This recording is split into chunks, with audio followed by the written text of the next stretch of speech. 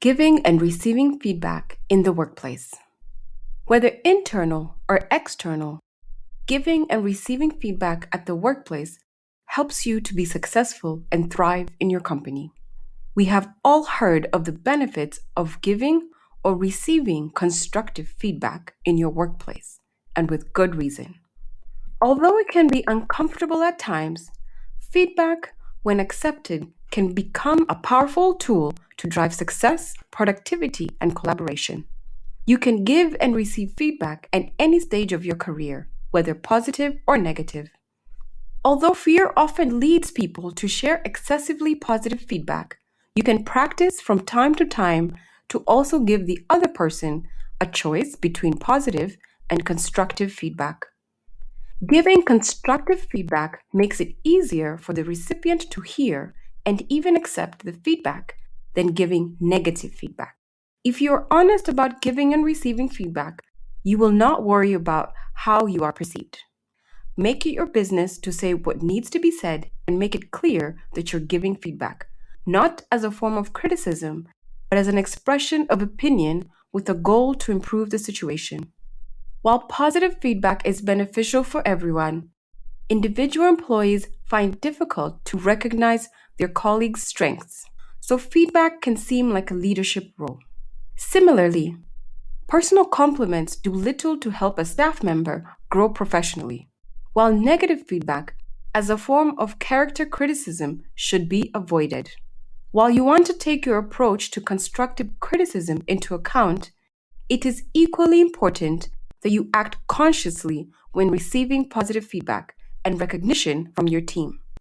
Giving feedback in the workplace is crucial, but it is even more important to know how to provide feedback that is used and accepted constructively.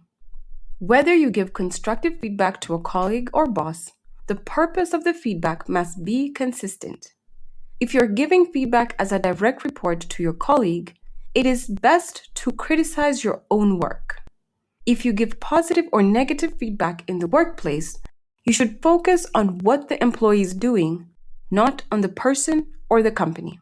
Not everyone is gifted in giving feedback, and it requires special skills and practice to get feedback when it is something you don't want to hear, or when the feedback someone else gives you is for something negative.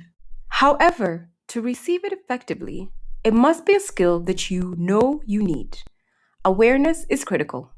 When you give a boss positive feedback, use tact and avoid giving it in a condescending manner or tone. When giving negative or corrective or critical feedback, it helps to take into account the feelings of the other person to give the feedback in a respectful tone and manner. One of the best ways to get feedback with an open heart and not become defensive is to tell the other person that you really want their feedback. Use that information as a tool for your professional growth. Review your actions and note where you need to improve on. Giving feedback to a colleague is just as important as giving it to your boss. Just because the person gives feedback doesn't mean that their feedback is shared by other employees or the boss. Keep it confidential unless it is a group exercise. If you have nothing but praise, you can ask for more constructive feedback. This will help you grow. Giving and receiving feedback is helpful for all aspects of your life. Both personal and professional feedback has the potential to benefit both those who receive the feedback and those who provide helpful feedback to others. Your job in receiving the feedback is to listen and accept the other person's particular opinion. Check your actions and make plans to improve. Knowing how to give and receive feedback at work will help you build a strong relationship with your team, and it will have a direct impact on your work performance. Providing and receiving positive feedback that is consistent with the standards of the organization can help you and your colleagues maintain the quality of behavior and work that your employer expects from you. This confidence strengthens your perception towards work, work ethic, and overall performance of your organization. The 7 steps of giving feedback. Step 1. Ask if it is okay to share feedback. Step 2.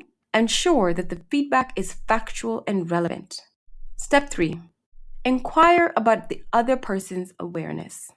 Step 4, actively listen to the receiver. Step 5, share the feedback.